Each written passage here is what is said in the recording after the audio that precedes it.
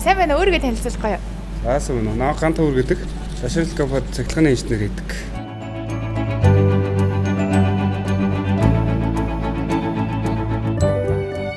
Одоо жишээлбэл та яг аль хэсэг дээр нь ажиллаж байна хэдэн хувьтай? Би одоо энэ барилгын халаалтын нөгөө нэг газан бойлороор халаах яг тэр хэсэгт нь явна. Одоо манай ажил бол нэг 95 хүртэл явж байна да. Одоо өнөөдөр ерөөхдөө газ авах төлөвлөгөөтэй байна. Тэгээ маргаашнаас халаалтаа тавина даа л гэж бодож байна да. Ерөнхийдөө энэ одоо бүтээн байгуулалтын талаар одоо ажиллаж байгаагийн хувьд таас бидэнд сэтгэлээ хаваалцахгүй юу? Бидний хойч үе бас үр хүүхдүүдийнхээ төлөө энэ их бүтээн байгуулалт хийж байгаадаа бүгд баяртай л. Тэр болгоны хүүхдүүдээс тэр хотын төв рүү ороод юмд хамрагдаад байх нь бага байдаг шүү дээ тий.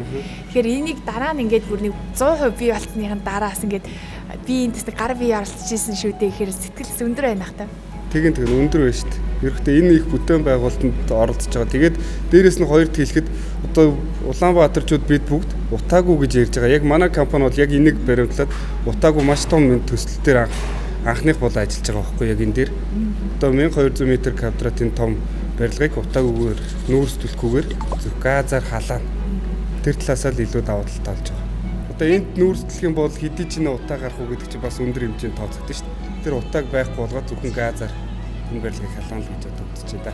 Мэдээж л чанар бол нэмэр нэгтэл тавьдаж байна. Чанар бол өндөр зэрэгтэй солонгосоос үйлдвэрсэн газан бойлоруудыг өвчөр тавьж байгаа. Тэрдээ ажил одоо нэг 90 гаруй таагаал явж байна.